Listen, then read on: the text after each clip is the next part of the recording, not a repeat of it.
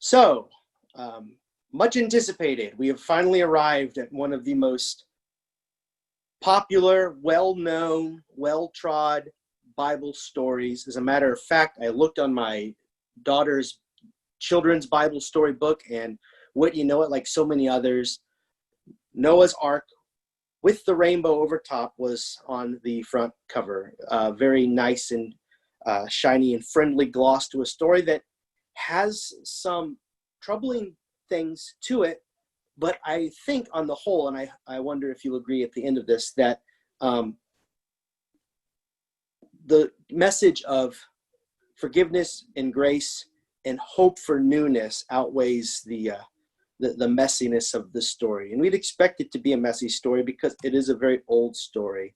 And back then, the world was more accustomed to violent acts, not only from the divine, from the gods or God, or over and against each other. And so in that context, this is actually a very powerful story. Before we move into the biblical account, though, I would like to say a few things. There is a movement among biblical literalists who have made it their goal to defend an absolutely literal reading of stories like the creation accounts and this flood story. And I will defend their rights to that opinion to the end.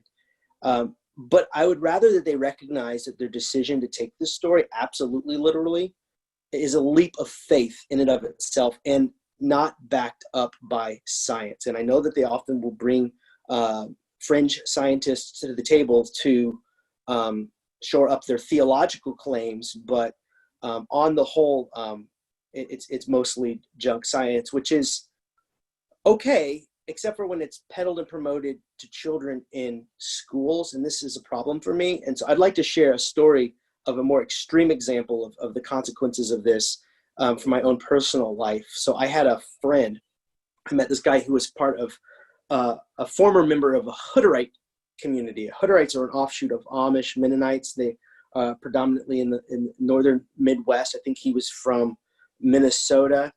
And he had just left that community because it had been too insular and it was hard on him. And he was trying to recover from that particular form of fundamentalism. And in the conversation, it somehow came up that he did not know whether or not dinosaurs actually existed. He goes, I still don't know. Did they exist? And he was turning to me as just sort of, wide-eyed and innocent, trusting person in his mid-20s asking me, did they? I really don't know, because he had been told that the bones, the fossils were actually cow bones, and that's what they were. And the evil geologists were trying to prove the Bible wrong by saying that they were fossils of animals that lived millions of years ago. And I was taken back by his innocence and his curiosity. But many do not explore these topics with that kind of curiosity. Rather, they want to double down on claims like these are cow bones, or maybe not quite that extreme. And they bend over backwards to do it. And my goal today is to help us understand the meanings of the story.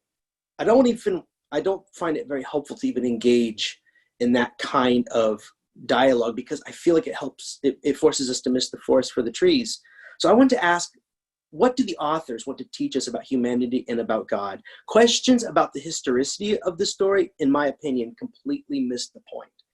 I said last week that there is no geological evidence to support a global flood as described in Genesis 6-9, and I stand by that. And I provided a quote from an article that's written by the authors that you see on the right of your screen, Stephen Moshier, Greg Davidson, and Joel Duff. These are evangelical Christians, moderate to conservative on a theological spectrum, who are also earth scientists, who have made it their life's work to teach people that science is not a threat to our faith, and that you can take what is learned in the sciences and also hold the deep truths that come from the story, that come from stories like the one we're about to go through today, and they aren't in competition with one another, but are rather teaching us what is true about our world and about us in different ways.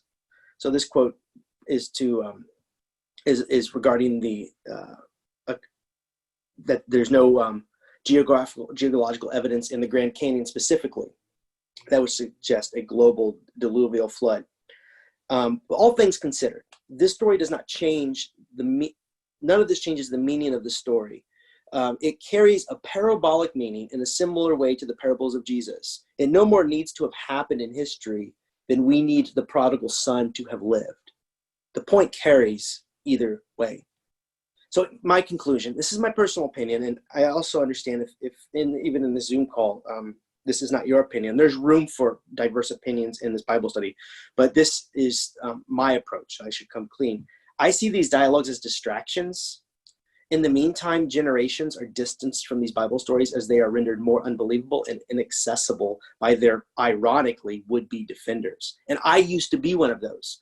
I would argue with my friends in middle school and high school about these stories. And what I discovered, if you look at the arc of their life as they left the church, many of these were people who had been in the church and left the church. If you look at the arc of their life story, I pushed them away by making these stories less accessible, by folding my intellect into different shapes to try to get them to fit questions that they were never meant to answer. That's my conclusion, my opinion, and that's the approach that I take to this text. So I want to consider the story as it comes to us, and discover what it says about us and about God, what the authors and the original storytellers, inspired by the Holy Spirit, I might add, are trying to tell us about us and about God. Oh, and before I leave, this is a website called BioLogos. Before I move on, I should say, biologos.org. This is a website from where I got that article. It's a group of Christians who are very committed to the claims of their faith and to engagement with the Bible, who tend to be on a theological spectrum, not a political, but theological spectrum, moderate to conservative. And they are a collection of pastors and earth scientists and geologists and evolutionary biologists who try to help people reconcile their faith with what they are themselves learning as they engage in the sciences. And so I think it's a very helpful way forward as it relates to stories like this one and stories that we've been talking about. So a quote from last week. Israel shared with its neighbors the idea that history was divided into two ages. The first age ended with a great flood. Both the Epic of Gilgamesh and the Atrahasis epic from Mesopotamia describe such a flood, and they have many parallels to the biblical story, as we discussed last week. One key difference is that the Atrahasis epic explains the flood as God's attempt to control overpopulation, while Genesis describes it as God's judgment on human sin. All of these flood stories appear to give expression to the deep human uneasiness about the stability of order in the world and the constant threat of chaos, waters being chaos. This will be coming up this Sunday, by the way, in our sermon, as we talk about the story of Jesus walking on the water. But in the biblical world, writes Hebert from the Common English Bible Commentary, in the biblical world, uncontrolled floodwaters were the primary symbol of chaos. But was there an historical event that inspired these stories? Different question than whether or not there was a global flood. Was there an event that would have inspired these stories? And it turns out we think that the answer is probably yes. This is an article by Stephanie Hersenberg, or quote, a long quote from an article by Stephanie Hersenberg from BeliefNet.org. So again, coming at it from a very deliberately Christian, faith-based approach. And she writes that at the end of the Ice Age, the water level of the Mediterranean Sea rose rapidly. Eventually, the extra water needed somewhere to go. That somewhere was the Black Sea. Around 7,500 BC, the waters of the Mediterranean flowed northward and shattered the thin, then dry barrier of the Bosphorus. Salt water roared into the Black Sea with a force more than 200 times that of Niagara Falls. Sediment was pushed into the Black Sea, and as the pressure from the Mediterranean only increased, the flood began to gouge the actual bedrock. Today, there is an underwater channel nearly 300 feet deep, carved at the bottom of the Black Sea, and the surrounding dry land is still dangerously prone to rock slides from where the Mediterranean flood destabilized the entire area. Until the Mediterranean flooded the Black Sea, The area would have been fertile and thus populated farmland. The residents of the area had a horrifying experience of watching a wall of water roar toward them fast enough to bury an entire area the size of Manhattan under more than 2,600 feet of water. Leaving the immediate area would not have been enough either.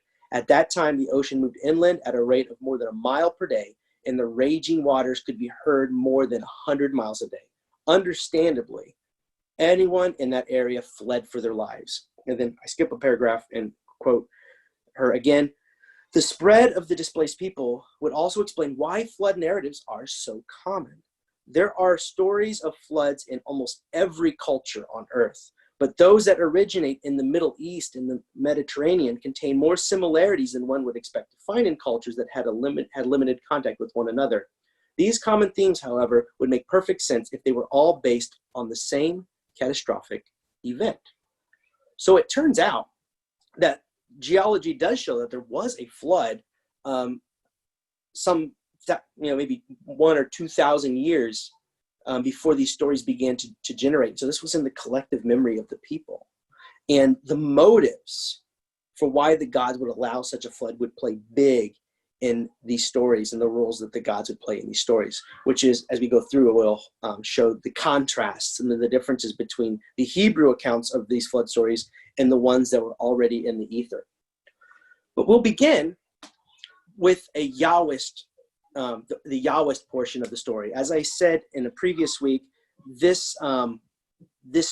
our account of the flood is really an interweaving of two accounts. And you notice this by the language used, more specifically the word used for God, Yahweh, which is translated in English, Lord God.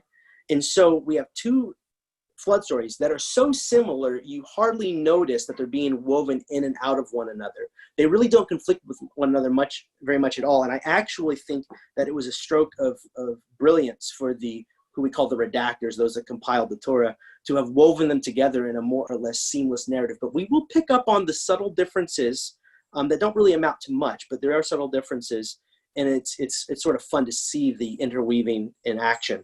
So this begins with a Yahwist reading, what they call the J source. Verse 5 of chapter 6 is where it picks up. I think I wrote this in wrong. The Lord, I typed out the Lord. It should say, the Lord saw that the wickedness of humankind was great in the earth, and that every inclination of the thoughts of their hearts was only evil continually. So this is a complete societal breakdown. This isn't just a few bad apples. This is top to bottom, everybody fixated on evil intents. And we read, and the Lord was sorry. Very normal Yahweh language, where the Yahweh is the God that walks in the garden looking for Adam and Eve, or walks and comes down and meets with Cain in a dialogue after he slew his brother Abel. So this is a very common kind of language used in Yahweh stories. A very earthy, almost anthropomorphic God. It says that the Lord was sorry, feels a human emotion, sorry that he made humankind on the earth, and it grieved him to his heart. So this is not an indifferent God to the plights of humanity. This is not a God like we find in our Hathras myth, where the gods are mad because the humans are taking up too much room, or the gods in the Gilgamesh epic, where they're mad because the humans are making too much noise, amongst other things, striving for immortality. This is a God that is actually upset at the return to chaos that the earth seems to be experiencing.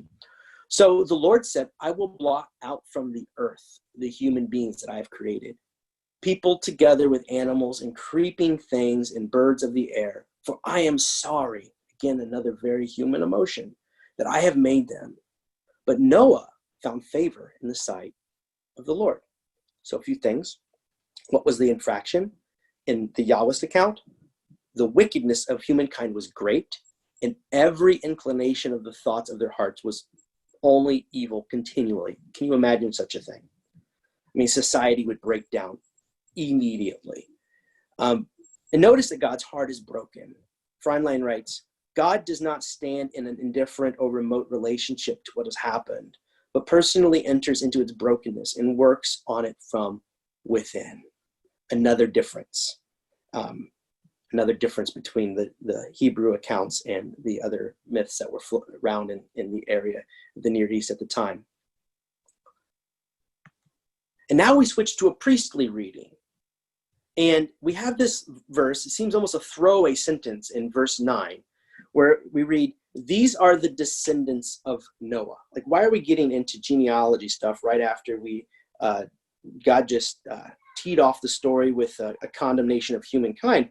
Well, remember, these are two interwoven narratives, and it makes a world of sense if we take out the Yahwist material and put it at the end of the last priestly bit of priestly material, which is found in Genesis chapter 5, that genealogy that we discussed last week, where the years that they live are inordinately long, hundreds and hundreds, almost 1,000 years in some cases. And that genealogy ends with the following line, 5 verse 32. "When Noah was 500 years old, Noah became the father of Shem, Ham, and Japheth." And if we skip over the Yahwist material, it reads, "These are the descendants of Noah in his generation." So you can see how the redactor is weaving these together. And this sentence there is not just a throwaway sentence so much, but it really belongs back at the end of chapter 5. But it goes on. And this is where the priestly narration of the Noah story begins for us. "Noah was a righteous man, blameless in his generation. Noah walked with God. And Noah had 3 sons, Shem, Ham, and Japheth. Now the earth was corrupt in God's sight, and the earth was filled with violence. And God saw," that brings us back to the language from the priestly creation account, God seeing that creation is good. God saw it and it was good. Well, only here in chapter 6, God sees it and sees that it was corrupt, for all flesh had corrupted its ways upon the earth. And God said to Noah, "I have determined to make an end of all flesh, for the earth is filled with violence because of them. Now I am going to destroy them along with the earth." Notice, God is wiping away what is already ruined. The violence and the corruption the earth being corrupt down to the bones of the earth, down to the foundation, it would seem, is in and of itself the judgment. And the flood is a washing, a wiping away of what is already ruined. And notice also that Genesis 6:5 described sin in personal terms, wickedness. That's the Yahwist account. And here it's more general. The earth itself, not just the humans, but the earth itself has become filled with violence. The accusation is more specific, honing in on corruption and violence as reasons for divine intervention.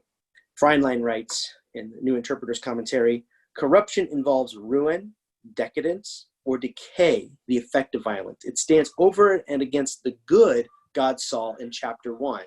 The earth, not just the creatures, has not continued to be as it was created to be."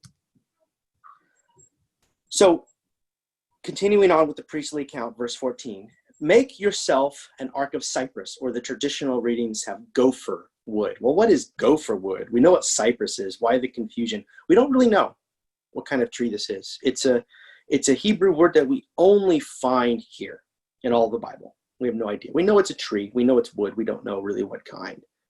"Make rooms in the ark," it goes on to say, which is a mysterious word as well, which is only used one other time in Exodus chapter 2 to describe the basket in which Moses is placed in when he is a baby by his sister to be discovered by the princess. "And cover it with pitch.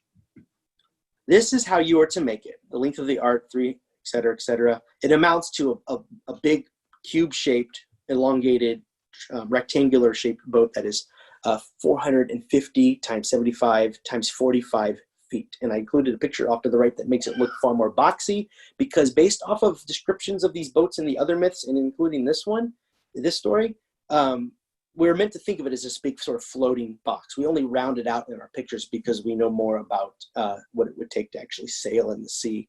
And a box like this would be very unstable, but that's the idea.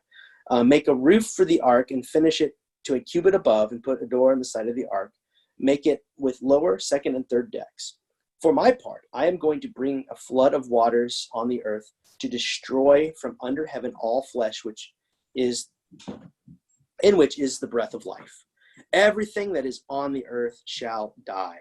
But I will establish my covenant with you, and you shall come into the ark, you, your sons, your wife, and your sons' wives with you.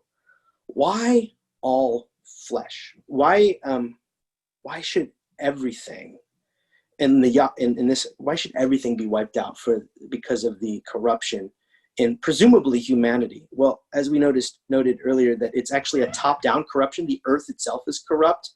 And Freundlein writes, because the moral order does not have tight causal weave. Oh my. Freundlein, apologies again. Freundlein writes, because the moral order does not have a tight causal weave, and given the interconnectedness of life, the innocent often suffer with the guilty. In other words, it's all connected, and we see this playing out today as the environment is devastated and whole species of animals are going extinct because of the hubris and reckless actions of humanity. Human life does not exist in a vacuum. It is connected to the entire created order, and we see that expressed even in this flood story as the entire created order is condemned along with the actions of humanity. Going on, still in the priestly account, and of every living thing of all flesh, you shall bring 2 of every kind into the ark to keep them alive with you. They shall be male and female, of the birds according to their kinds, and of the animals according to their kinds. Of every creeping thing, of the ground according to its kind, 2 of every kind shall come into you to keep them alive. Also take with you every kind of food that is eaten, and store it up, and it shall serve as food for you and for them. Noah did this. He did as God commanded him. Now we're going to take a fun aside.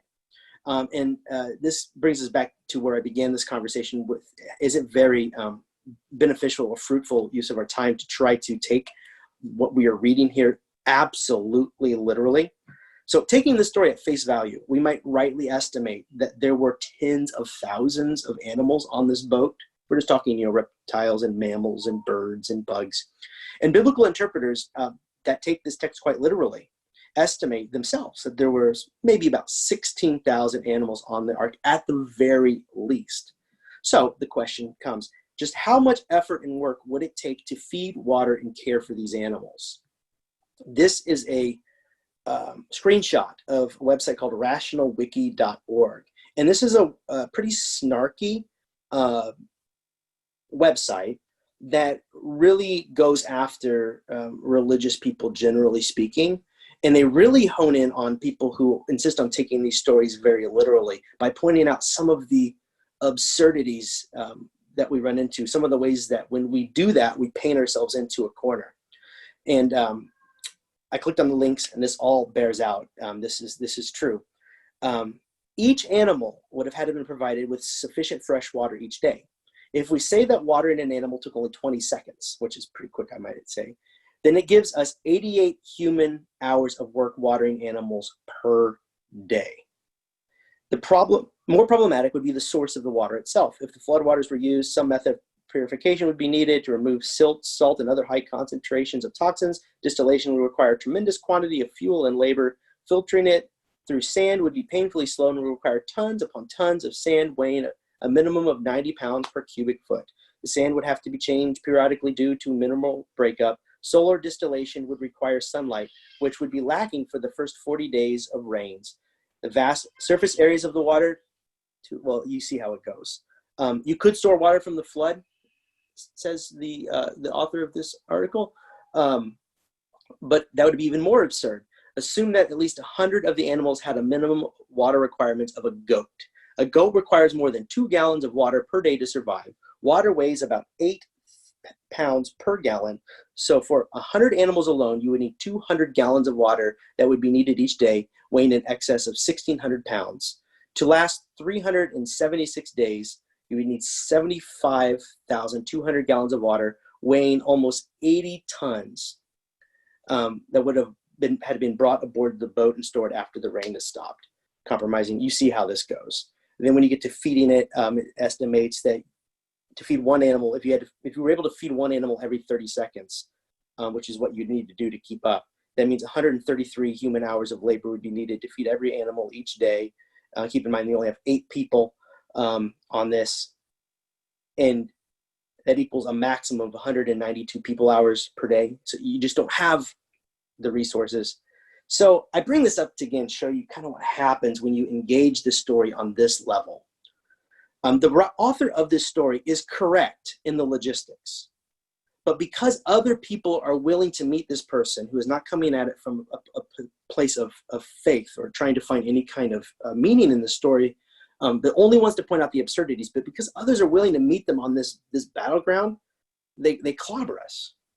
Because we are missing, when we do this, the forest for the trees.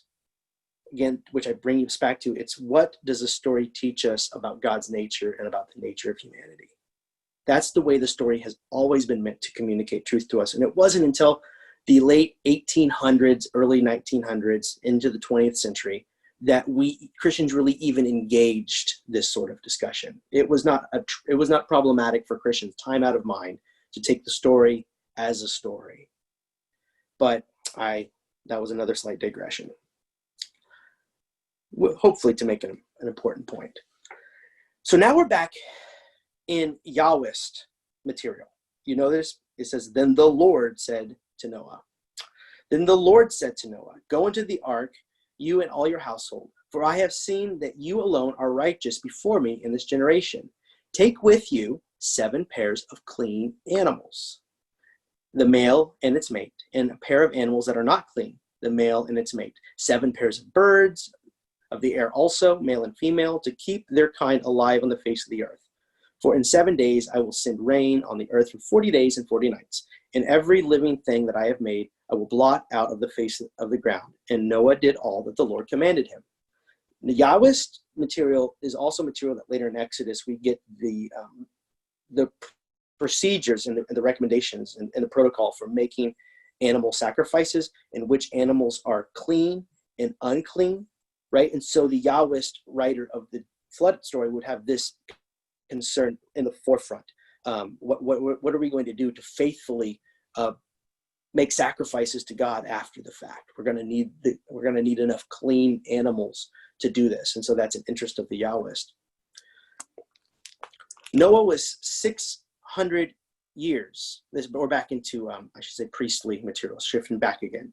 Noah was 600 years old when the flood of waters came on the earth, and Noah and his sons and his wife and his sons' wives went into the ark to escape the waters of the flood.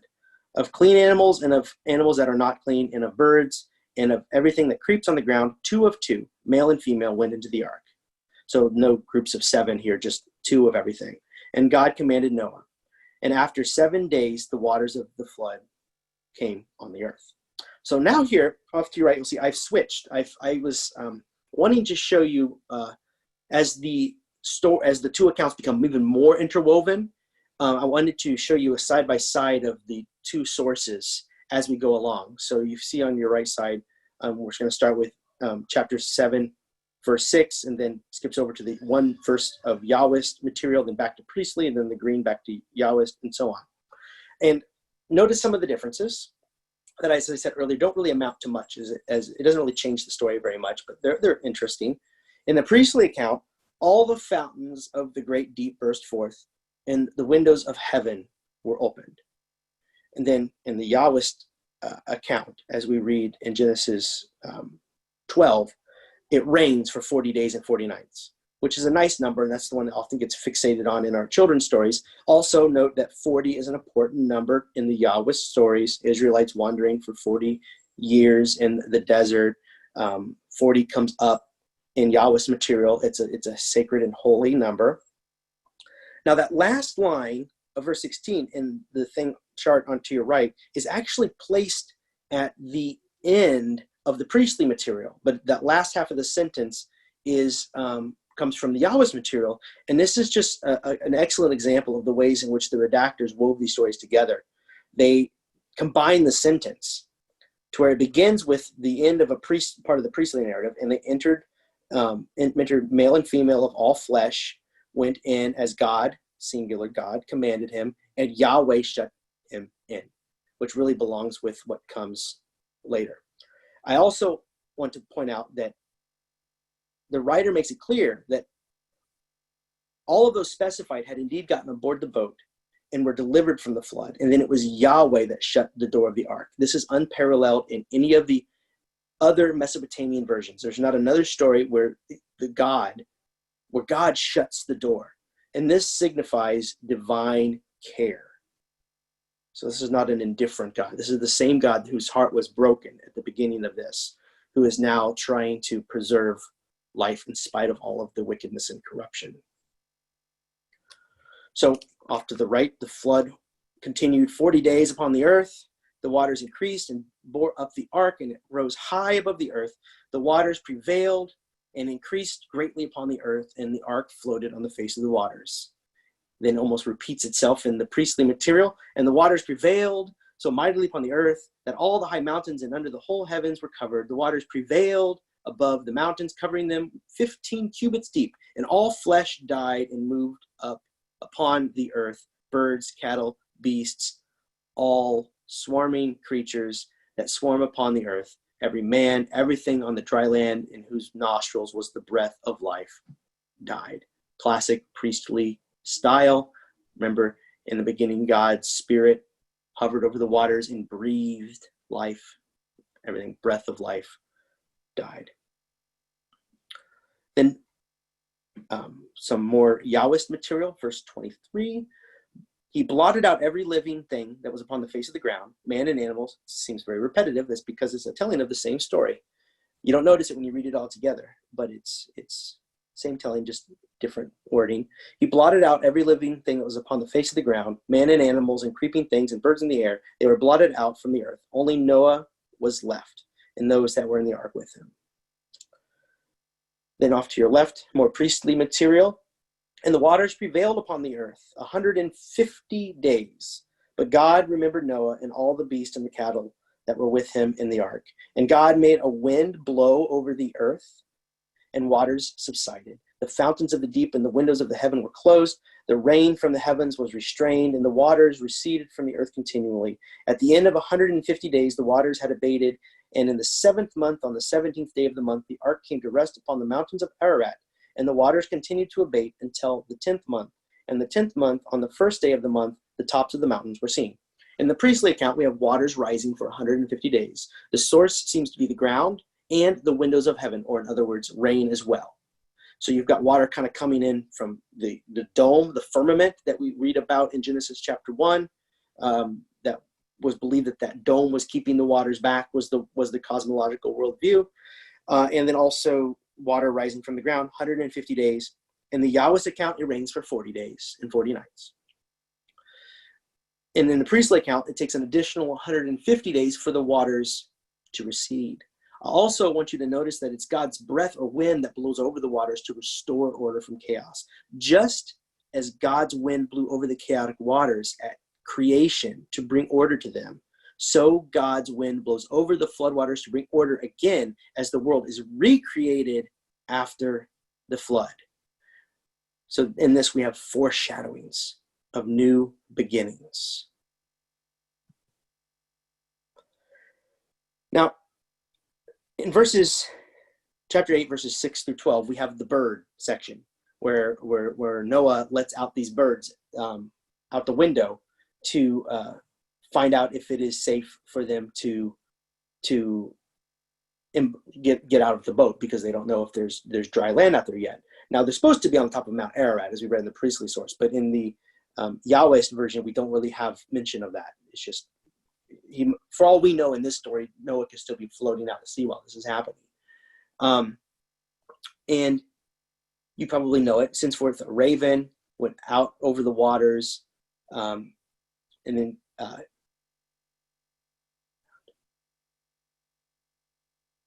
he sent forth a dove, but the waters had not subsided, so it comes back. Then sends out another dove, and it comes back with an olive branch, and then sends out another dove that does not return. And then he waits another 7 days after the dove that brought back the olive branch, the last dove he sends out. Every 7 days, I guess, stumbling over my words here, but every 7 days he sends out a new dove to discern whether it's safe to go out. Now, there's clear parallels between the sending of birds that we read about in the Gilgamesh epic and this.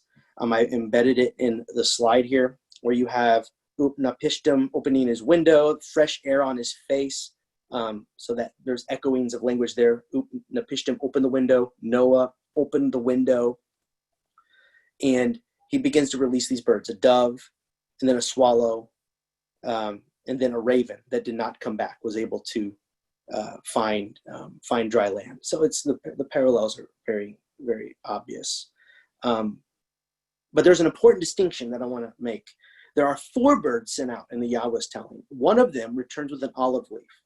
The olive branch brought back by the dove has long been deemed a symbol of peace. See Psalm 52, verse 8, and 128, verse 3, for its symbolic value of strength, beauty, and new life. It is as if to suggest that going forward, there will be the restoration of peace and new possibilities for life.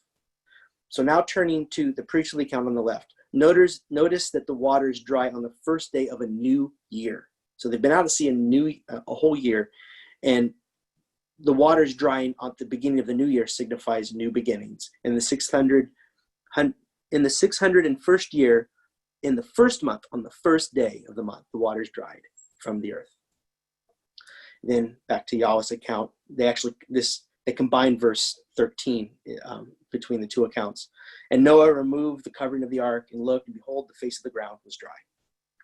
And in the second month, on the 27th day of the month, the earth was dry. And God said to Noah, go forth from the ark, you and your wife, and your sons wives with you. Bring forth with you every living thing that is with you, all flesh, bird, and animals, and every creeping thing that creeps on the earth, and they may breed abundantly on the earth, and be fruitful and multiply upon the earth. So Noah went forth, and his sons and his wife, and his sons' wives with him, and every beast, and every creeping thing, and every bird, and everything that moves upon the earth went forth by families out of the ark. Then you have the last bit of the Yahweh's account. After this, it's all priestly account, where we have a sacrifice. We read that Noah built an altar to Yahweh, and took every clean animal and every clean bird, and offered burnt offerings on the altar. And when Yahweh smelled the pleasing odor, Yahweh said in his heart, I will never again curse the ground because of man, for the imagination of man's heart is evil from his youth. In other words, Yahweh reconciles himself to the evil that's in humanity, and decides that this recourse is not a very good one. Neither will I ever again destroy every living creature as I have done. While the earth remains, seed time and harvest, cold and heat, summer and winter, day and night shall not cease. And so he rescinds the curse placed on the ground in Genesis 2 and actually Genesis 3, by which they may toil, and promises consistency in the seasons so that they may have an abundance going forward.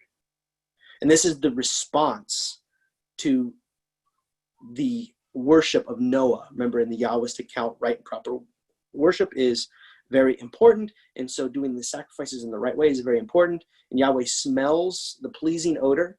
And instead of doing what we read to your left in the Gilgamesh epic, which is, they collect their beads, they marvel at the gifts that they have, and then they begin to have bickering amongst the gods themselves. It's all vanity. Here, Yahweh deepens the relationship with humanity going forward and calls off a curse, and in a way evokes a blessing. I write one key difference between the two accounts is that the Gilgamesh tale, misspelled tale, the gods return to a self-focused combative mode with each other. Yahweh, by contrast, becomes more introspective and swears to never curse the ground again because of humanity's evil ways. The God who became violent in response to human wickedness swears off violence as a strategy.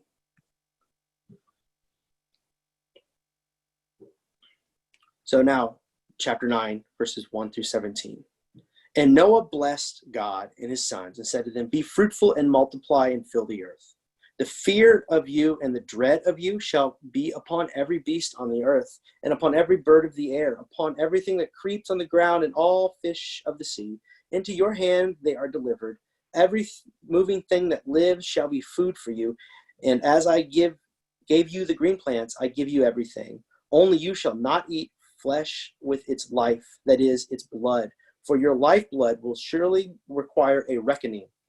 Of every beast, I will require it and of man. Of every man's brother I will require the life of man. Whoever sheds the blood of man, by man shall his blood be shed. For God made man in his own image. And you, be fruitful and multiply, bring forth abundantly on the earth and multiply in it. The language in Genesis 9, 1 through 11 echoes the language of the priestly account of creation in Genesis 1. You may have heard the phrase, be fruitful and multiply, which was the command given to the male and female created in Genesis chapter 1. In fact, Genesis 9, 1 through 4 is nearly an exact quotation of Genesis 1, 28 through 30, except in Genesis 1, humans are told to take charge of animals. Now it reads, the fear of you and the dread of you shall be upon every beast of the earth, and upon every bird of the air, and upon everything that creeps on the ground, and all the fish of the sea. Into your hand they are delivered. Every moving thing that lives shall be food for you. And as I give you the green plants, I give you everything. So there's the difference. Now humanity eats meat. There's another echo of Genesis 1. Remember, this comes right after Genesis 1, be fruitful and multiply. You have, however, you must not eat meat with its life, its blood in it. So again, with the blood. Well, remember in the story of Cain and Abel, it was believed that in the blood was contained the creature's life force or essence. This prohibition is meant to warn against violence that brought the flood in the first place. The second prohibition prohibits the taking of human life and calls for the death penalty as a result. And I have to confess, I have mixed feelings about this. It wants to emphasize the image of God in all persons, but prescribes the very prohibition as the expected response. So I think we'll just have to sit with that. To say that the shedding of human blood must necessarily be an eye for an eye or tooth for a tooth, which is again repeated later, is an idea that is in the scriptures that I find unsettling. But there are other parts of the scriptures that push against it as well, so I'm in good company. Sometimes the Bible speaks out of both sides of its mouth. And this is the conclusion. We're rounding the home stretch. Be fruitful and multiply, abound on the earth and multiply in it. Then God said to Noah and his sons, as for me, I am establishing my covenant with you and your descendants after you, and with every living creature that is with you, the birds, the domestic animals, and every animal on the earth, as many as came out of the ark. I establish my covenant with you, that never again shall all flesh be cut off by the waters of a flood, and never again shall there be a flood to destroy the earth. So God swears off at least this form of violence in the priestly account. God said, this is the sign of the covenant that I make between me and you and every living creature that is with you. For all future generations, I have set my bow in the clouds, and it shall be a sign of the covenant between me and the earth. When I bring clouds over the earth and the bow is seen in the clouds, I will remember my covenant that is between me and you and every living creature of all flesh. And the water shall never again become a flood to destroy all flesh.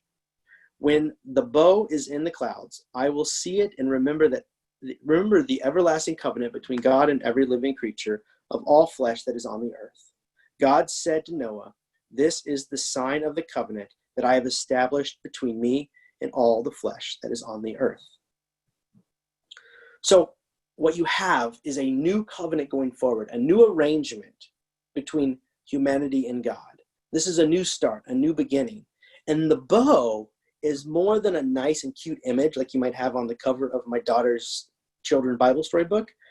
We are meant to read it as if God is literally putting away a weapon of war. The ancients believed that the rainbow in the sky was literally the bow of the gods, or a bow of a god was the mythology around it at the time. And so we are meant to see in here the God of the Hebrews, which would become increasingly to be seen as the God of all peoples, swearing off violence and hanging up a weapon of war as you might hang it over a mantelpiece or as a decoration or a prop. Hiebert writes in the Common English Bible commentary, the symbol of the covenant with the world is a natural phenomenon, the rainbow. The Hebrew word is actually bow, which usually refers to the weapon used by ancient Near Eastern soldiers and deities, including Israel's God. See it again in Habakkuk 3:9 and Lamentations 2:4. God's weapon of war and death is laid aside in the clouds and becomes a sign of the peace and life assured in the covenant. So big takeaways, and this is the conclusion, and then we'll open it up for conversation after you've heard me go on for this long. How would you respond if you were God to a world where the wickedness of humankind was great in the earth, quoting the Bible here from Genesis 6:5, where it was wickedness of humankind was great in the earth, and that every inclination of the thoughts of their hearts was only evil continually? I only mention this to point out that in the story, the wickedness in humanity begins by being total and all-encompassing. For those of us who have been troubled by God's response in the Genesis flood story, I, for one, have been, we are reacting to the injustice of complete annihilation of all humans with the assumption that untold numbers of innocent peoples were slaughtered by the flood. But this is not the story we find here. It begins with God's response to the complete and total breakdown of human civilization from the top down. Now, this is implausible historically, for I do not believe that it's possible for all people to be so fixated on evil all the time. I mean, think about it. How would such a civilization survive even 1 year, or maybe even 1 month? No flood would be necessary, for humanity would collapse in and of itself. But if it were true that all humanity was totally enthralled and fixated on evil intent, then God's response seems more proportional. Which leads me to my next point. So why do they tell the story at all, and why is God involved at all? Well, in its time, the story was a retelling of an already well-worn story. These flood stories sought to give meaning to the seemingly meaningless. Why do waters come and wipe away towns, as we were talking about at the beginning of this, where there was an actual flood in the region that wiped away whole towns, and this was in the collective memory? Why does this happen? The gods must be responsible. What motives drive them? In other tellings, like in the epics of Atrahasis and Gilgamesh, the gods bring the waters because in retrospect, very dubious reasons. The humans are too populous in the Atrahasis myth, or the humans are striving to immortality, or they're making too much noise, which comes out in different iterations of the Gilgamesh myth. And these motives strike us as childish and self-absorbed, as I think that we should see them. But the Hebrew tellings of the flood place a disdain for wickedness, especially violence, as the driving motives. And this is a significant difference, because then it has something more to do with balance and restoration, rather than God who is all huffy and angry, just throwing a tantrum. Other big takeaways. In the Hebrew tellings of the flood story, the focus is ever on the preservation and sustenance of life, in spite of the seeming futility of preserving such a depraved space. Lord God's heart is broken by what has transpired. God is not happy about this. Lord God closes the door of the ark himself to preserve the safety of all inside, thus taking on something of a shepherding role, Genesis 7:16. God remembers the creatures in the beleaguered boat and breathes onto the waters yet again, just as God breathed life into the chaos in Genesis chapter 1. So this is a restoration, or almost a completely new reset. Then a dove brings back an olive leaf, an omen of peace writ large, Genesis 8:11. Noah worships in the Yahwist account in the traditional way, sacrificing animals, but this does not feed the gods' vanity, or rather moves Lord God to a still deeper commitment to repairing the breach between God and humanity. God rescinds the curse that has been placed on the land. And then God hangs up God's weapon of war, placing his bow in the sky. The waters that give life will no longer be a tool of divine judgment and wrath. Calls to be fruitful and multiply are renewed. We have a chance for new starts. We've come back full circle to Genesis 1, but with more wisdom and insight. And you may unmute yourselves and open it up for questions and comments.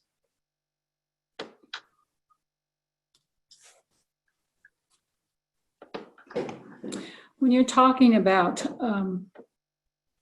the population being destroyed, I think of Sodom and Gomorrah. And even though not everybody is totally evil, but but they do things that are best for them and whatever is more profitable for them. And in my own way of thinking, the difference is that they still have a communication with God. They're still thinking about God, and they're still wanting to please God, even though they either don't know how or they're just too weak to do it. And in my way of thinking, that's what happened to the earth. I'm sure that there were still parents that loved their children and took care of them, and they loved their parents and other family members and treated them fairly and with love, but they forgot to love God. And I think that that's the way that I reconcile this. And the other thing that helps me with the destruction of all these individuals is that the door was left open and Noah went in. And for 7 days, the door was left open.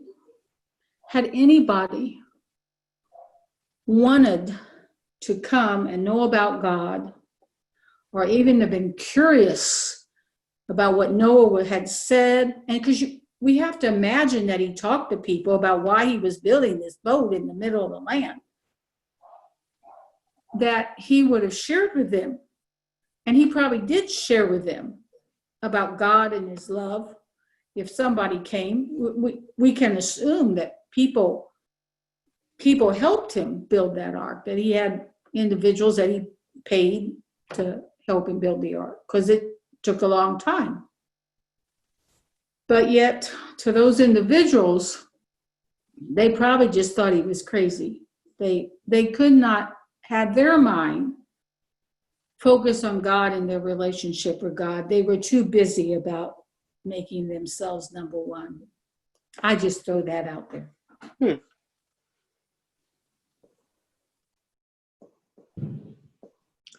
But God chose only Noah and his family to be saved at that particular time. Because he was still righteous. Right. And the others were not. But yeah, it's there again, though, it's so hard to believe that everybody was unrighteous, I guess, for me. If you really think about the implications of every single person having every single thought from morning to night fixated on wickedness, how could a civilization even function? Yeah. But if that were the case, and remember, this is an ancient peoples trying to reconcile real happenings like a flood, wipe through and knock people out, and you have to find some rationale. And the answers from some of the peoples in the area were like, well, the gods were playing some sort of funny game with themselves, or they were infighting and humans got pulled along, or it had nothing to do with justice for humanity or concern for righteousness. It was just, the humans are too loud and I can't fall asleep was one of the reasons that the flood was brought in. But the Hebrews write the story and say, no, the reason had to be because there was no one righteous on the earth. That's the only way we can reconcile a just God with the situation. But then there was one. And because God is good, God makes a way for life against all odds in the face of a world where every single human is bent on wickedness. So when taken as a story, it gives God a great depth of compassion and care and concern for not only right living, but for life to find a way. And of course, the different musings that we make around the story, you do point out an important point. There are people who are offered avenues for grace and restoration all the time, all around them, whether it's an addict with the door open to a clinic that would help them through their addiction, or whether it is a spouse who is willing to forgive and create a healthier family. You can see a metaphor in that open door for 7 days for us all, that there are opportunities for. I guess I don't want you to think I'm saying that they're evil all the time. Well, that's what what the text says. Well, that's what the Bible- text I says. understand what the text says, but Yeah. in my own way of thinking is that instead of thinking of God, they were thinking of themselves. And if that makes them evil because they didn't love or respect God, then you could call it evil. But I'm not, that's just Well, what the we're way I look at experiencing things. here is midrash. We're each throwing out our ideas and conversing with the way that we approach it, which is what this is for. There's a verse here that I want to check out, make sure I'm understanding it correctly. It's at the end of chapter 8, and it's the part where the Lord is saying, I'll never again curse the ground because of man. Neither will I ever again destroy every living creature as I have done. Talk about seed time and harvest, etc. But in the middle of all of that, he says, I will never again curse the ground because of man, for the imagination of man's heart is evil from his youth. And that was the theme of, the wickedness and the corruption. And also it carries over from earlier chapters in Genesis. So it doesn't seem that anything has really changed, except that, Noah with his sacrifice has, in his righteousness, have changed God's attitude perhaps towards humans. But this sort of persistent idea that the imagination of man's heart is evil from his youth is a persistent theme, I think. I mean, it's certainly one that I caught on to growing up in Christian church, that, I was sinful and bad from the beginning and needed salvation. And, I think that is a big message that maybe is carried with us. And I think it percolates through society. It gets cast onto certain facets of society. Believe me, it does in psychiatry. And I won't go into that right now because we have a shortage of time. But if we don't want to see it in anything bad in ourselves, say if we grew up with this heritage, then by golly, we're going to project it onto some other group of people because we don't like them. So that, and then it's history. It goes on and on throughout history. So when it's projected onto others is, I think, when it's the most dangerous, where we are naming others as wicked from their youth. And we might have some tacit acknowledgement that we're also in that same boat. But for Christians of a Reformed Calvinist bent, it often means, but I have, in my wickedness, been given this gift of salvation that sort of allows me to say these things to you, even though I'm right there with you, but I'm also different. So that is damaging. Then there's also these, when the president is asked if he has ever had to ask for forgiveness for anything, and he says, "Not that I can recall." So there's another way of seeing this as an introspective tool, where you can say, I have to own the egg on my face that has been with me since, that I've been in denial of years. And in that instance, it becomes helpful, especially if you think of it in terms of collective humanity through the centuries, where we see the same cycles on repeat. So there must be something about us that brings these things out, but we don't want to stop there. We want to break cycles of violence and even cycles of behavior in ourselves. Then, as I experienced it, I beat myself up so much with this idea that I was wicked from my inception, that I had the worst self-esteem and still recovering. So it depends on how a verse like this is being used introspectively or in terms of as we interpret society. Because make no mistake, our demons are amongst us. I mean, we see it everywhere. And at the same time,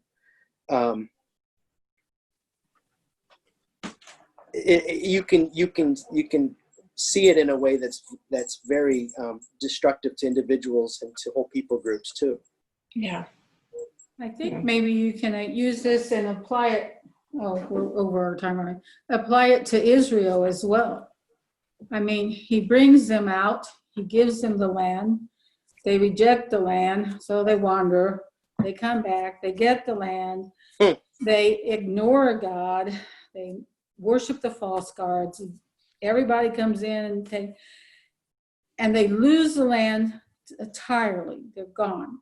The nation is gone, and yet the Jews continue on going. And then in 1948, I think it is, the land comes back to them.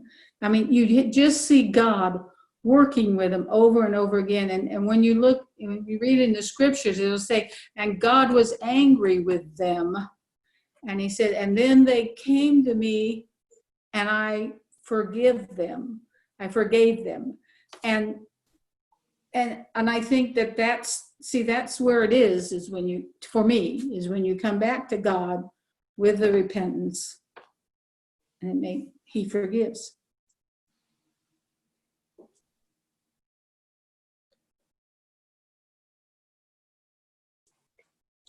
Does anyone else have any comments or questions? I realize this was a lengthy one. I hope that it, with all the interruptions with the kids, they probably were, again, more distracting for me than for you, but Yes. Very true. for me it sounds right behind my head, like Abel screaming just behind my head, and I just can't concentrate. Sure. But I'll edit that part out. Well, thank you. Yeah. Next week, Tower of Babel.